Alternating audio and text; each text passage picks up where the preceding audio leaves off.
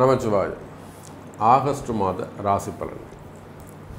இந்த ஆகஸ்ட் மாதத்தை பொறுத்தவரையிலும் முதல்ல கிரக அமைப்புகளை பார்த்துடுவோம்.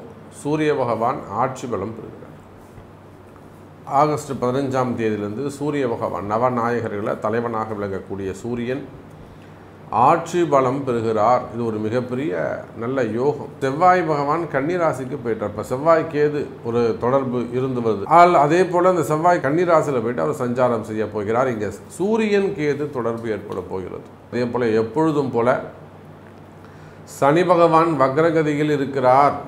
இது எல்லாத்தையும் சொல்லக்கூடிய நீங்களே அதுக்கு ஒரு தீர்வும் சொல்லுங்கள் அப்படின்னாக்கா இதைத்தான் நம்ம ப்ரீஃபாக ஒரு ராசிக்கும் தனித்தனியாக பார்க்க போகிறோம்.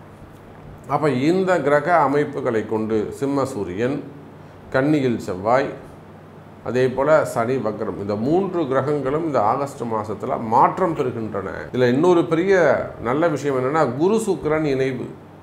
மிதுன ராசியில் குரு சுக்கிரன் ஒரு இணைவு, அது ஒரு நல்ல காம்பினேஷன்ஸ். உங்கள் கவலையெல்லாம் மறையக்கூடிய மாதமாகவும் இது அமையப்போகுது. வாருங்கள் உங்கள் ராசிக்கு என்ன நடக்குதுன்னு பார்த்துருவோம்.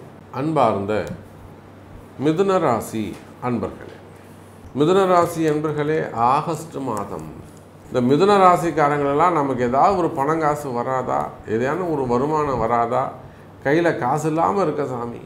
மிதுன ராசிக்கு இதுவரையில் வருமான முடக்கம் இருந்திருக்கும். உண்மையா இல்லையா? கவலை வேண்டாம் மிதுன ராசி அன்பர்களே. இந்த மாதத்திலிருந்து 45 நாட்கள் வருமானம் வரக்கூடிய மாதம். கவலை வேண்டாம் மிதுன ராசி அன்பர்களே. இந்த ஆகஸ்ட் மாதம் முன்னுக்கு வரக்கூடிய மாதம். மெயினாக பண தட்டுப்பாடுகள் நீங்கும், காரிய தடைகள் நீங்கும். ஸோ உங்களுடைய கேள்விகளுக்கு உங்கள் பிறப்பு ஜாதகம் பேசும் என்பதை சொல்லிக்கொண்டு மீண்டும் ஒரு அற்புதமான பதிவில் சந்திக்கிறேன். நமச்சிவாயம். ஜெய் வராகி. ஜெய் ஜெய் வராகி.